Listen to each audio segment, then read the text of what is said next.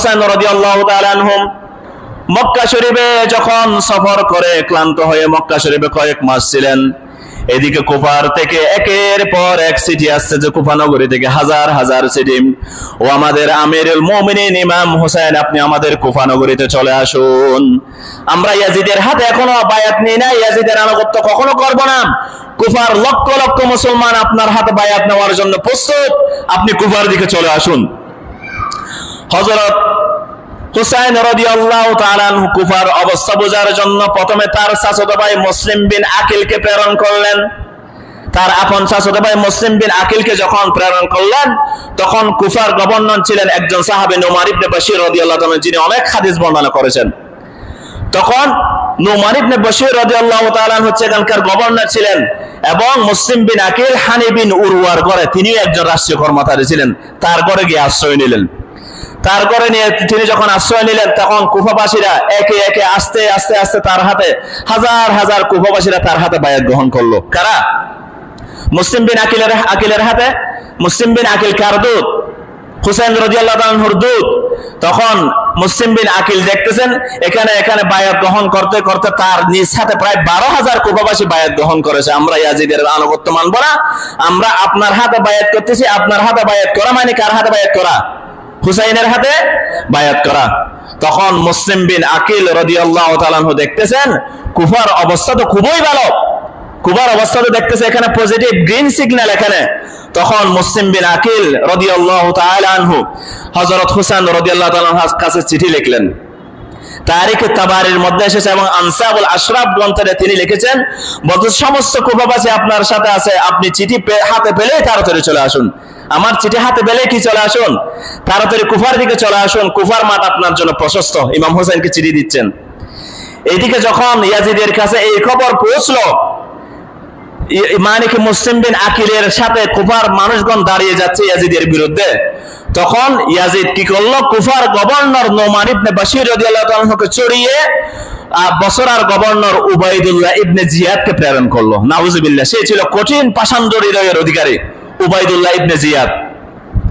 Ubaidullah ইবনে জিয়াদ সর্বপ্রথম কুফাতে এসে নুমান বিন বাশির রাদিয়াল্লাহু আনহুকে ক্ষমতা থেকে তাড়িয়ে দিল। এরপর ক্ষমতা নিয়ে বলতেছেন মুসলিম বিন আকিলকে কে আশ্রয় দিয়েছে, তখন কেউ বলতেছে না। তখন সে গোয়েন্দা মারফতে খবর পেল তারই সরকারি কর্মকর্তা হানি বিন উরওয়া, সে তার ঘরে আশ্রয় দিয়েছে। তখন হানি বিন উরওয়াকে যখন জেরা করতেছে, হানি বিন উরওয়া অস্বীকার জ্ঞাপন করতেছে। তখন সে যখন হানি বিন উরওয়াকে যখন বেদম প্রহার করতে শুরু করলো, তখন মুসলিম বিন আকিলের কাছে খবর পৌঁছলো আপনাকে যিনি আশ্রয় দিয়েছে তাকে বেশি পিটাচ্ছে, তাকে মেরে ফেলতেছে। তখন মুসলিম বিন আকিল কি করলো, অনেকে বলেছেন 6,000, অনেকে বলেছেন 4,000 বাহিনী নিয়ে উবাইদুল্লাহ ইবনে জিয়াদের কাছে তার সাথে যুদ্ধ করার জন্য যাচ্ছে। প্রায় 12,000 অথবা 6,000 হবে। বাহিনী নিয়ে যখন যাচ্ছে, পথের মধ্যে দেখতেছেন কুফাবাসীরা বলতেছেন উবাইদুল্লাহ ইবনে জিয়াদ থেকে হুমকি এসেছে যে মুসলিম বিন আকিলের সাথে থাকবে তার বংশসহ নির্বংশ করে দেওয়া হবে, তাদেরকে কতল করা হবে। এই ঘোষণা যখন আসলো, তখন একজন কুফাবাসী সরতে তার পিছনে ছিল শুধু 500 জন। কয়শো জন? 500 জন। এদিকে সকাল থেকে বিকাল মাগরিবের ওয়াক্ত পর্যন্ত তার সাথে ছিল শুধু 40 জন। যখন মাগরিবের নামাজ পড়লো, মুসলিম বিন আকিলের পিছনে দেখতেছে আর কোনো কুফাবাসী নেই। নাউজুবিল্লাহি মিন যালিক। কত বড় গাদ্দার দেখেন এরা, কত বড় গাদ্দার। অনেকে দেখবেন এরকম গাদ্দার গুলো মিছিলের মধ্যে আমরা সবাই আছি, যখনই একটা বুলেট গ্রেনেড চলে আসে দেখবেন কোণে পিছনে কি কেউ এমনি এম করাঙ্গা তেম করাম, আমরা ওটা করবো। কিন্তু যখন আসল আঘাত আসে কেউ থাকে না। এই কুফাবাসীরা কি করলো, তারা সবাই মুসলিম বিন আকিলের পিছন থেকে চলে গেল। তখন মুসলিম বিন আকিল একাকী হয়ে গেল। রাসূল সাল্লাল্লাহু আলাইহি ওয়াসাল্লামের ওয়ারিস, আহলে বাইতের সদস্য, তার কোন কুফার মধ্যে আশ্রয় নেই, কোন বাড়ির মধ্যে আশ্রয় নেই। মুসলিম বিন আকিল দিগ্ভ্রান্ত হয়ে কুফার অলিতে গলিতে ঘুরে বেড়াচ্ছে, কেউ মুসলিম বিন আকিলকে আশ্রয় দিচ্ছে না। অথচ গতকালকে 12,000 থেকে 13,000 কুফাবাসী মুসলিম বিন আকিলের হাতে বায়াত নিয়েছিল। তখন মুসলিম বিন আকিল আশ্রয় খুঁজে পাচ্ছে না। রাতের আঁধারের মধ্যে একজন বৃদ্ধ মেয়ে মহিলাকে দেখলেন। তখন মুসলিম বিন আকিল ও বৃদ্ধ মহিলাকে বলল, আমার মা, আমি আহলে বাইতের সদস্য, রাসূলুল্লাহর পরিবারের সদস্য, আমার কোনো আশ্রয় নেই কুফার মধ্যে, আপনি দয়া করে আমাকে একটু আশ্রয় দিন আপনার ঘরের মধ্যে। তখন ওই বৃদ্ধ মহিলা মুসলিম বিন আকিলকে আশ্রয় দিল। তখন এর পরের দিন বৃদ্ধ মহিলার একজন সন্তান ছিল, সে ছিল পাপাচারে। সে যখন দেখতেছে এদিকে উবাইদুল্লাহ ইবনে জিয়াদ পুরস্কার ঘোষণা করেছে, মুসলিম বিন আকিলকে যে ধরতে পারবে তাকে অনেক উপঢৌকন দেওয়া হবে। তখন সে উবাইদুল্লাহ ইবনে জিয়াদকে বলল, আপনি যা করতেছেন সে আমাদের বাড়ির মধ্যে রয়েছে। নাউযুবিল্লাহি মিন যালিক। মুসলিম বিন আকিলকে ধরে এনে এমন ভাবে হত্যা করলো, তাকে উপরে ছাদে তোলা হলো, ছাদে তুলে ছাদ থেকে নিক্ষেপ করা হলো এবং তার লাশটা গাছের মধ্যে ঝুলিয়ে দেওয়া হলো। নাউযুবিল্লাহি মিন যালিক। তখন মুসলিম বিন আকিল হায় হায় এমন আফসোস করতেছেন, হায় আমি আমার ভাই হুসেনকে তো পত্র দিয়েছি, এখন কি করব? এখন তো মোবাইলের যুগ, 1 মিনিটে আমেরিকাতে চলে যাচ্ছে। তখন একটা পত্র 30 দিন 40 দিন পরে পৌঁছতো, হাজার হাজার মাইল পরে। তখন মুসলিম বিন আকিল শেষ সময় একটা পত্র লিখেছেন হুসাইন রাদিয়াল্লাহু তাআলা আনহুর কাছে, এই কুফাকাশীরা, ইন্না আহলে কুফা কদ কাযাবুকা ওয়া কাযাবুনি, আহলে কুফাবাসীরা আপনাকে মিথ্যা প্রতিপন্ন করেছে এবং আমাকে মিথ্যা প্রতিপন্ন করেছে। আমার ভাই, আপনি যখনই আমার পত্র পাবেন আপনি কুফার মধ্যে আসবেন না। এদিকে উবাইদুল্লাহ ইবনে জিয়াদ কি করলো, কুফার আশেপাশে যত বর্ডার আছে সবগুলো বর্ডার বন্ধ করে দিল, যেন মুসলিম বিন আকিলের কাছে কোনো খবর না পৌঁছে।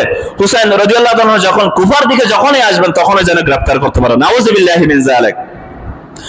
হুসাইন রাদিয়াল্লাহু তাআলা পত্র পেয়ে ওইদিকে মক্কা শরীফ থেকে রওনা করতেছেন।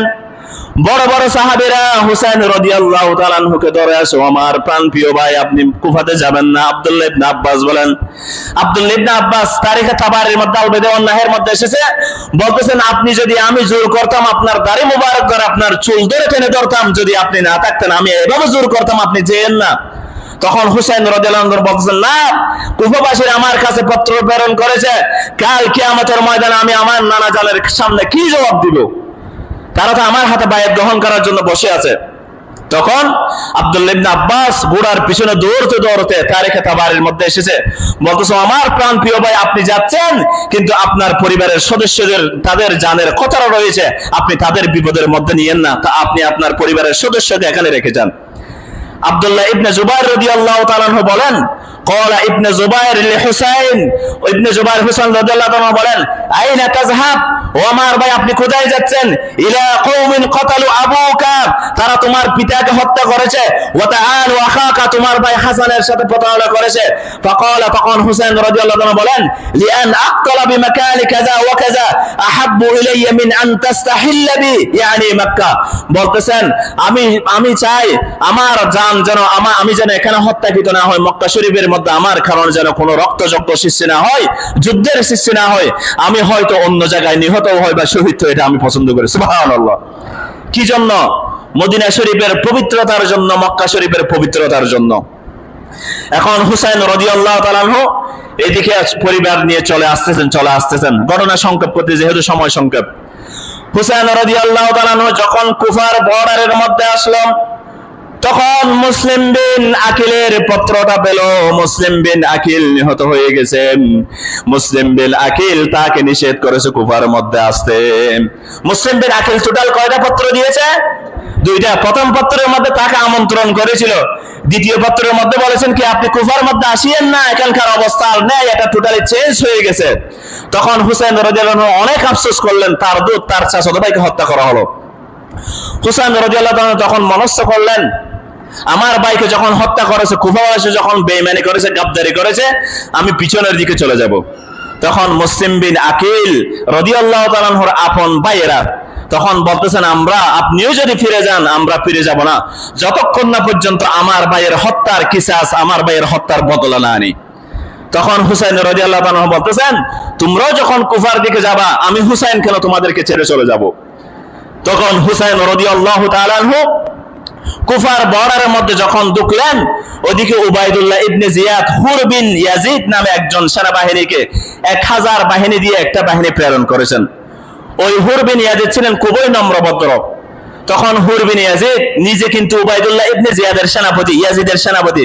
সে বলতেছেন, ও আহলে বাইতের সদস্য, আমি আপনাকে মহব্বত করি, যদিও আমি আপনার বিপক্ষ দলের সেনাপতি, আপনি কুফার দিকে যাবেন না, কারণ কুফার মানুষ এখন উল্টে গেছে, তারা আপনাকে চিঠি দিয়েছে, তা আপনার পরিস্থিতি এখন আপনার পক্ষে নাই।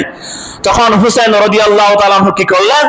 তখন হুসাইন রাদিয়াল্লাহু তাআলা আনহু হুর বিন ইয়াজিদ যখন একটু নম্রতা অবলম্বন করলো, তখন উবাইদুল্লাহ ইবনে জিয়াদ, সে ছিল পাষাণদের অধিকারী, তখন হুসাইন রাদিয়াল্লাহু তাআলা আনহুকে দমন করার জন্য উবাইদুল্লাহ ইবনে জিয়াদ উমর বিন সাদ নামে একজন সেনাপতিকে নিয়োগ করলো।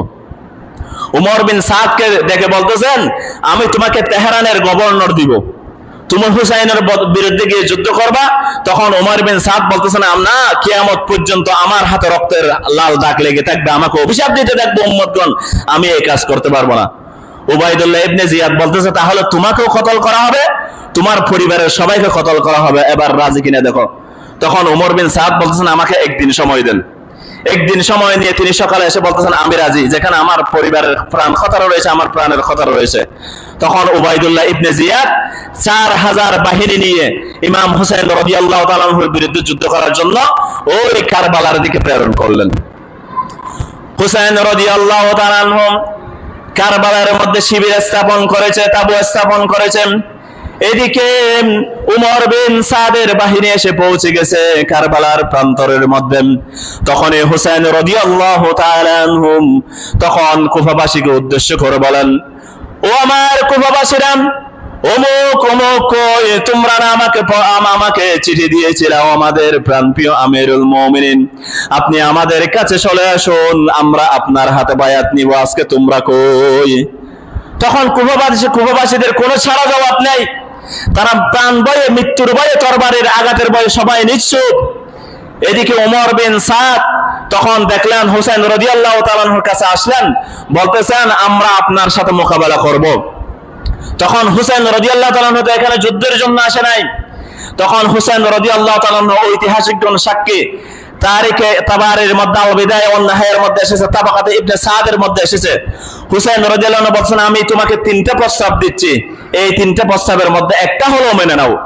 প্রথম প্রস্তাব, আমি যেখান থেকে এসেছি সেখানে আমাকে ফেরত যাওয়ার সুযোগ দেওয়া হোক, অর্থাৎ আমি যেখানে মদিনা শরীফ থেকে এসেছি আমি ফিরে চলে যাব, আমি তোমাদের সাথে কোনো যুদ্ধই করব না। দ্বিতীয় নম্বর প্রস্তাব, ইয়াজিদের কাছে আমাকে যাওয়ার সুযোগ দেওয়া হোক, তাকে আমি কিছু শর্ত দিব, এরপর হয়তো আমি তার হাতে বায়াত করব, অথবা তাকে কিছু শর্ত দিব, তার সাথে আমি কথা বলবো প্রথমে ইয়াজিদের সাথে। আমি উবাইদুল্লাহ ইবনে জিয়াদ, সেটা একটা চাকর, সেটা একটা প্রদেশের গভর্নর, সেটা আমি তার সাথে কোনো কথা বলবো না, ইয়াজিদের সাথে কথা বলতে দেওয়া হোক। এটা হলো দ্বিতীয় প্রস্তাব। তৃতীয় প্রস্তাব, এটাও যদি না মানো তাহলে তোমরা আমাকে ছেড়ে দাও, ইসলামী রাষ্ট্রের সীমান্তের দিকে আমি পৌঁছে যাব, সেদিকে পৌঁছে আমি আমার পরিবার নিয়ে বসবাস করব এবং আল্লাহর পথে জিহাদ করব, সাধারণ মুসলমান হিসেবে জীবন যাপন করব। সুবহানাল্লাহ, কত সহজ সরল প্রস্তাব দেখেন। বলতেছেন, আমাকে ছেড়ে দাও, আমি সাধারণ মুসলমান হিসেবে, আমার ক্ষমতার কোনো লোভ নাই।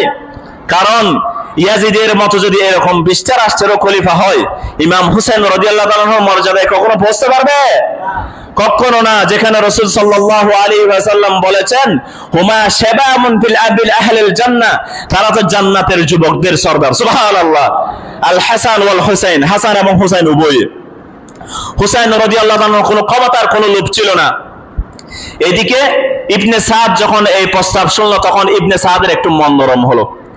ইবনে সাদ তখন তাকে যে প্রেরণ করেছে গভর্নর উবাইদুল্লাহ ইবনে জিয়াদের কাছে চিঠি দিলেন, ও আমার নেতা, হুসাইন তো 3টা প্রস্তাব দিয়েছে, আপনি কি সেগুলো মেনে নেবেন? তখন উবাইদুল্লাহ ইবনে জিয়াদের হাতে যখন পত্রটা পৌঁছলো, তখন উবাইদুল্লাহ ইবনে জিয়াদ একটু মন নরম হলো, ওই পাষাণ্ড হৃদয়ের। তখন উবাইদুল্লাহ ইবনে জিয়াদ তখন বলতে, হয়তো এটা মেনে নেওয়া যায়। তখন তার পাশে ছিল সেই কুখ্যাত সীমার। উবাইদুল্লাহ ইবনে জিয়াদের পাশে কে ছিল? সীমার, পাষাণ্ড হৃদয়ের সীমার, যে হুসাইন রাদিয়াল্লাহু তাআলা কতল করেছিল, সে বলতেছেন, ও আমার প্রাণপ্রিয় নেতা, আপনার হাতে এটা শত্রু চলে এসেছে, আপনার হাতের কবজায়, আপনি এখন শর্ত কি জন্য মানবেন? শর্ত তো মানে দুর্বল রায়, আপনি তো বীরত্বের, আপনি তো বীর, আপনি হুসাইনের শর্ত কেন মানবেন? আপনি তাকে গ্রেফতার করুন অথবা কতল করুন, নাউযুবিল্লাহি মিন যালিক। তখন ওই পাষাণ্ড উবাইদুল্লাহ ইবনে জিয়াদ বলতেছে, আসলে তো তুমি সঠিক বলেছো। তখন উবাইদুল্লাহ ইবনে জিয়াদ সীমারকে প্রেরণ করলেন। তখন ওমর বিন সাদের সাথে তখন 10 মুহররম প্রত্যেকে নামাজ আদায় করলেন। ইমাম হুসাইন রাদিয়াল্লাহু তাআলা আনহু 10 মুহররম 61 হিজরির ফজরের নামাজ আদায় করে ইমাম হুসাইন রাদিয়াল্লাহু তাআলা আনহু ভাষণ দিতে দাঁড়িয়ে গেলেন। ও আমার প্রাণপ্রিয় আহলে বাইতের সদস্যরা, তোমরা আমার সাথে এসেছো।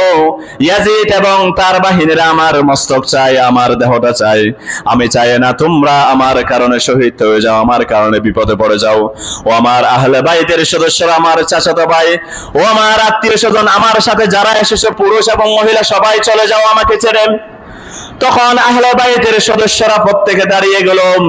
ও আপনা আমাদের জান্নাতের সরদার ইমাম হুসাইন, আমরা যদি আপনাকে এমন অবস্থায় রেখে যাই, আপনার সামনে 5 থেকে 6 হাজার বাহিনী দাঁড়িয়ে এমন অবস্থায় যদি আমরা আপনাকে রেখে যাই, কাল কিয়ামতের ময়দানে আপনার নানা জানের সামনে আমরা আমাদের চেহারাটা কিভাবে দেখাবো?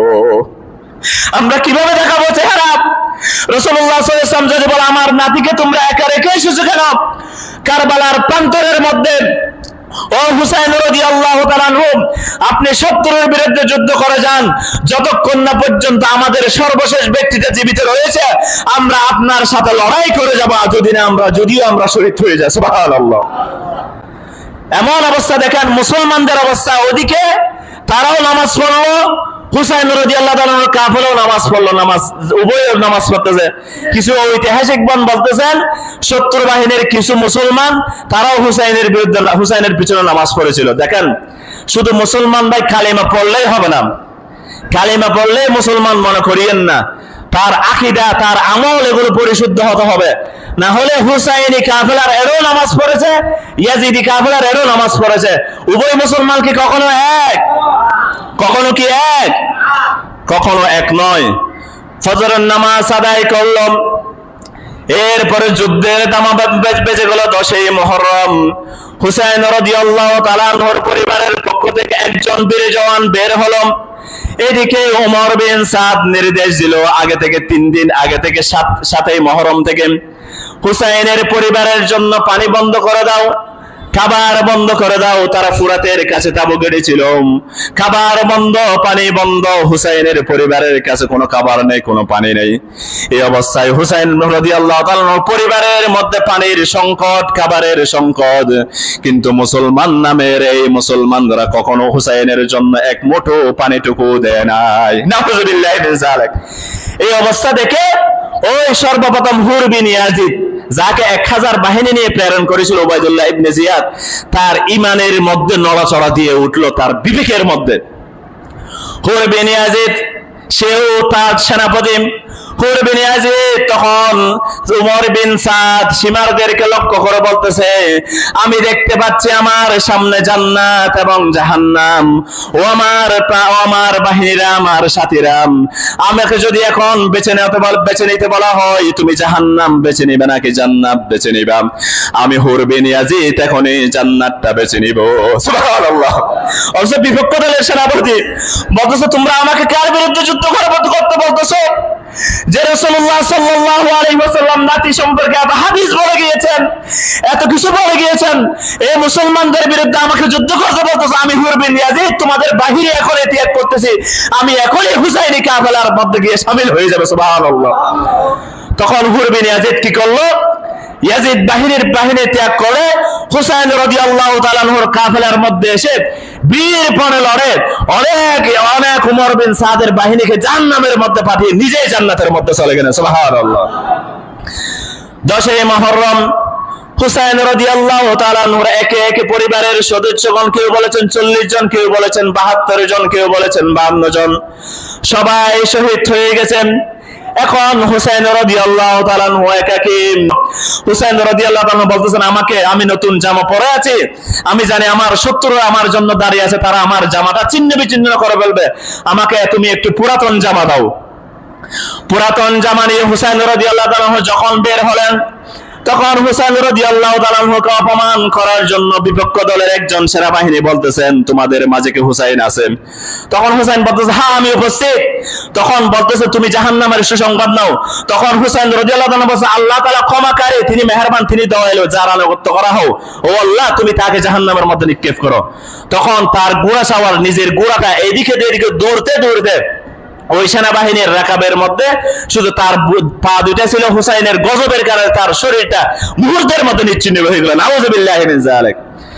এদিকে হুসাইন রাদিয়াল্লাহু তাআলা প্রাণপণে লড়তেছেন, একাই বীর মুজাহিদ। কার সন্তান জানেন কিনা? যাকে আল্লাহ সুবহানাহু ওয়া তাআলা আসাদুল্লাহ করে প্রেরণ করেছেন। আসাদুল্লাহ তো কি? কাফেরদের বিরুদ্ধে যিনি সিংহ, আলী রাদিয়াল্লাহু আনহুর সন্তান, ইমামুল মুজাহিদিন, মুজাহিদদের সরদার রাসূলুল্লাহ সাল্লাল্লাহু আলাইহি ওয়াসাল্লামের আপন নাতি। তিনি বীরপণে কারবালার ময়দানের মধ্যে একাই হাজার হাজার বাহিনীর মধ্যে বিরুদ্ধে লড়তেছেন। এদিকে হঠাৎ হুসাইন রাদিয়াল্লাহু আনহুর এই বাম হাতের এদিকে একটা তীর এসে লাগলো। তখন হুসাইন রাদিয়াল্লাহু ঘোড়া থেকে পড়ে গেলেন। তখন বিকাল হয়ে যাচ্ছে, হুসাইন রাদিয়াল্লাহু আনহু বসে আছেন। কেউ হুসাইন রাদিয়াল্লাহু আনহুর গায়ের উপর তরবারের আঘাত নিতে চাচ্ছে না, কারণ কিয়ামত পর্যন্ত সে নিকৃষ্ট হয়ে যাবে। কারণ কে বলবে যে কে হত্যা করেছে, অমুক অমুক হত্যা করেছে। তখন ওই সীমার কুখ্যাত সীমার বলতেছে, তোমরা দাঁড়িয়ে আছো কেন? তোমরা হুসাইনকে এখনই হত্যা করো। তখন সীমারের আদেশে একজন কুখ্যাত নিকৃষ্ট ব্যক্তি গিয়ে হুসাইন রাদিয়াল্লাহু তাআলা আনহুর গাড়ের মধ্যে নিক্ষেপ করে তার গাড়টা বিচ্ছিন্ন করে। শুধু এটাই না, হুসাইন রাদিয়াল্লাহু তাআলা আনহুর বইতে ঘোড়ার পিছনে বেঁধে সারা কারবালার প্রান্তরের মধ্যে ঘুরিয়ে দিয়েছে। নাউযুবিল্লাহি মিন যালিক। তখন হুসাইন রাদিয়াল্লাহু আনহুর মাথাটা উবাইদুল্লাহ ইবনে জিয়াদের কাছে যখন নেওয়া হলো, উবাইদুল্লাহ ইবনে জিয়াদ একটা লাড়ি নিয়ে, আল বিদায়া ওয়ান নিহায়ার মধ্যে এসেছে, তারিখ তাবারের মধ্যে লাড়ি নিয়ে যখন এভাবে টুটের মধ্যে কুচলাচ্ছেন, তখন বৃদ্ধ সাহাবী আনাস রাদিয়াল্লাহু তাআলা আনহু ছিলেন, বৃদ্ধ হয়ে গেছে, বলতেছেন, ও উবাইদুল্লাহ ইবনে জিয়াদ, এতক্ষণ যা করেছে সহ্য করেছে, আমি নিজ চক্ষু দিয়ে দেখেছি তুমি টুটে চুমা দিচ্ছ। ওই গালের মধ্যে, ওই টুটের মধ্যে আমার নবী সাল্লাল্লাহু আলাইহি ওয়াসাল্লাম হাজারবার চুমা দিয়েছে। সুবহানাল্লাহ। আমি এটা কখনো ক্ষমা করব না তোমাকে। তখন উবাইদুল্লাহ ইবনে জিয়াদ ইয়াজিদের কাছে এই মাথাটা প্রেরণ করলেন। তখন ওই নিকৃষ্ট ইয়াজিদ যে মাথাটা এসেছে তাকে কোনো কিছু করে নাই। কিছু ঐতিহাসিক বলছেন সে লৌকিক আফসোস করেছে, অথচ ইয়াজিদের কারণে এগুলো সংগঠিত হয়েছে। ইয়াজিদের কারণে কি হয়েছে? এটার মাধ্যমেই হুসাইন রাদিয়াল্লাহু আনহু আমাদেরকে শিক্ষা দিয়েছেন, জালেমের বিরুদ্ধে প্রতিরোধ করে যেতে হবে, জালেমের বিরুদ্ধে কি করে যেতে হবে? জিহাদ করে যেতে হবে।